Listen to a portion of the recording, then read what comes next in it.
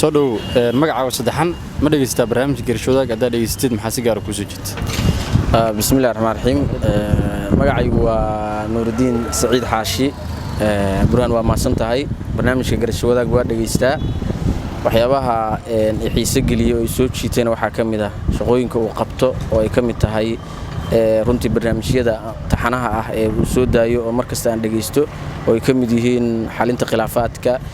iyo isbeddelka cimilada iyo waxyaabaha kale oo runtii bulshada deegaanka ama ku nool gobolka mudug muhiimka u ah ayaan markasta ka dhageystaa waxyaabahaasaan ay xiise geliyaan waayahay barnaamijka haddaad dhageysatay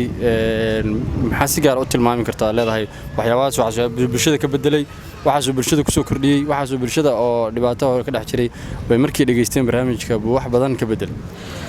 waxaa ka mid ah runtii isbeddelka cimiladoo kale runtii barnaamijku wuxuu wacyigelin ku sameeyaa isbeddelka cimilada fatahaadaha roobabku ay samaynayaan waxyaabahaasoo dhan in beerasho la sameeyo waxyaabahaasoo dhan barnaamijku runtii shaqo weyn ka qabtaa waxyaabahaasaan ka dhageystaa waxyaabahaasuna runtii soo kordhiyey oo ay ka mid tahay beerashada ee gobolka mudug oo haddaba aad dareemaysid ramadaankan aan ku jirno runtii qudaar fiican in dadka magaalada gaalkacyo ay isticmaalayaan taasoo ah beerashada dadku ay ku sameeyeen deegaankooda waxyaabaha muhiimka ah oo runtii brogramka garashoodaag aan ka dhageystay ayay ka mid tahay runtii in dadku ay beeraha tabcadaan isbeddelka cimilada dhacaya ama roobabka iyo fatahaadaha dadku ay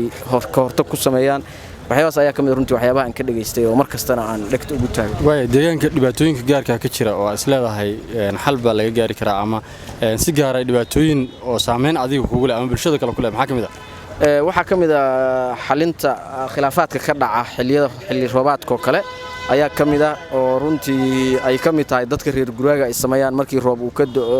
meel kaloo kaleeto dadka reer guraaga ay sameeyaan waxaa ka dhaca colaadaha ka dhaca colaadahaas waxay u baahan yihiin runtii xal bay u baahan yihiin in laga qayb qaato wacyigelin laga sameeyo xalalkooda laga qayb qaato waxaana sababay isbeddelka cimilada oo runtii ay ka mid tahay marka roob uu ka da'o meel kaleetoo kale oo dadka reer guraaga ay guuraan ayaa loo baahan yahay maaragtay in lagu sameeyo xal waara laga gaaro barnaamijyadaasna runtii aan dareemayo in garashoodaagna uu qayb ka qaatay haddeertaana runtii aan rajaynayno in naloo soo badiyo naloo soo kordhiyo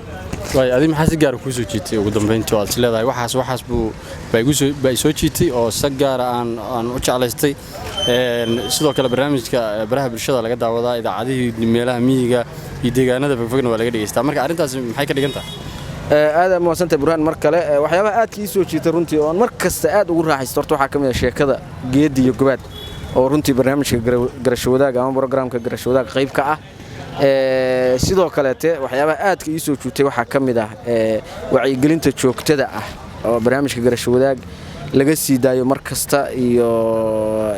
sheekadiisa ku dhex jirta geedi iyo gobaad oo mar kasta runtii laga sii daayo oo nabaddu ay ugu muhiimsan tahay in nabadda laga qayb qaato dadku nabadda ay sameeyaan sheekooyin badan runtii oo xiise geliya oo nabadda ku saabsan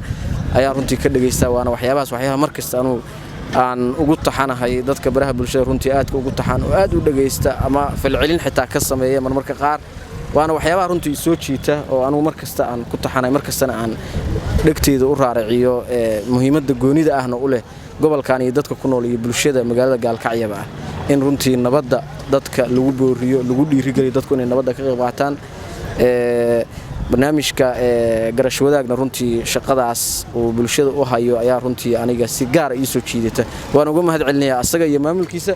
khaasatan burhaan cabdulaahi xaashi oo runtii ka mid ah dadka sida tooska barnaamijkaas u tabiya bulshadana u sii daaya ayaan aad runtii uga mahad celinayaa